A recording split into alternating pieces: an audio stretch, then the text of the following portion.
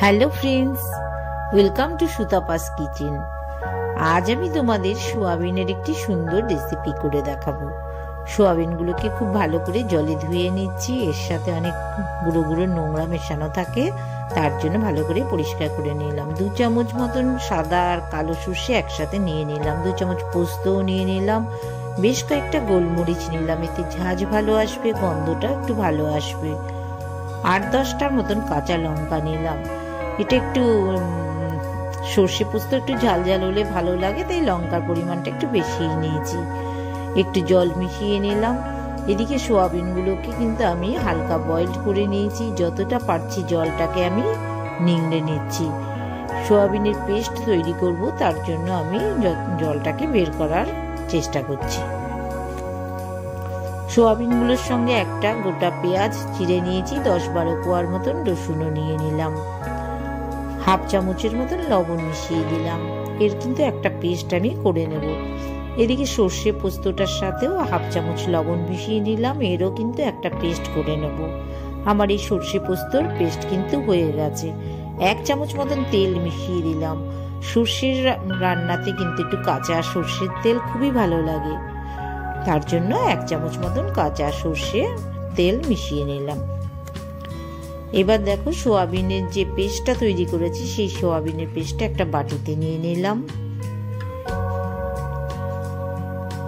সর্ষের পেস্টটাও কিন্তু এর সাথে আমি মিশিয়ে দিচ্ছি।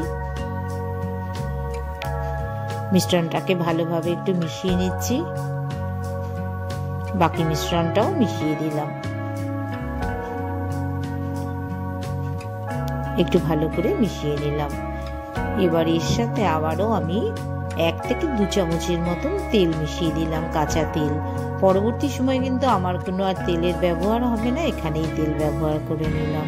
বাটির মধ্যে এই যে পুরো মিশ্রণটা যেটা, সেটা একটা বাটির মধ্যে টিফিন বক্সের মধ্যে আমি নিয়ে নিচ্ছি। বেশ কয়েকটা চিংড়ি নুন হলুদ মাখিয়ে রাখা আছে, চিংড়িগুলোকেও কিন্তু আমি পরপর সাজিয়ে নিচ্ছি।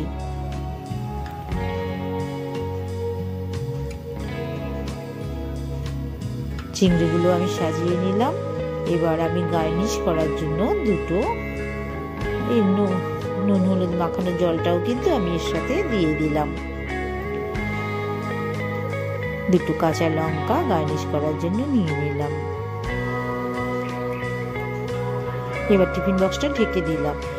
আমি 3 থেকে 4 মিনিটের জন্য মাইক্রোওয়েভ করে নিচ্ছি। তোমরা কিন্তু ইচ্ছে করলে টিফিন বক্সে, একটা স্টিলের টিফিন বক্সে, প্রেসার কুকারের মধ্যেও করে নিতে পারো। দেখেই বোঝা যাচ্ছে আমার চিংড়ি কিন্তু রেডি হয়ে গেছে। সোয়াবিনটাও কিন্তু খুব সুন্দর বয়েলড হয়ে গেছে।